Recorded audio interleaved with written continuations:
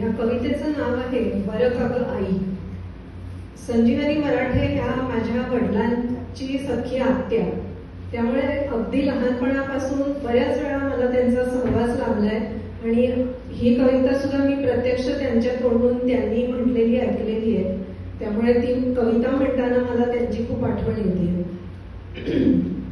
बरं का ग आई, तू आहेस बेबी मी तुझी आई. बरं का ग आई हे विसरायचं नाही, हे विसरायचं नाही. सकाळ होताच मी तुला उठवीन, मीच तुझे दात घासून देईन.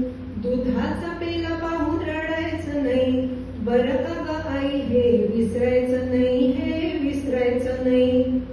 अभ्यास झटपट करून द्यायचा, देईन तो झगा घालून घ्यायचा. शाळेला जाताना रुसायचं नाही. बरं का ग आई हे विसरायचं नाही, हे विसरायचं नाही. बाबा आणि मी फिरायला जाऊ, बाबा आणि मी फिरायला जाऊ. ताईजवळ तुला खेळायला ठेवू, दोघींनी मुळीच भांडायचं नाही. बरं का ग आई हे विसरायचं नाही, हे विसरायचं नाही. शुभं करोती पावकिनी पाढे, म्हणून दाखवायचे देवाने तेवढे. पाढ्या वाचून तू जेवायचं नाही. बरं का ग आई हे विसरायचं नाही, हे विसरायचं नाही.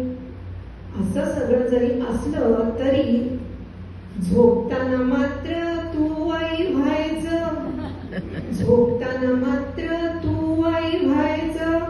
अंगाई म्हणत थोपटत राहायचं, दुपारचं काही आठवायचं नाही. बरं का, दुपारचं काही आठवायचं नाही.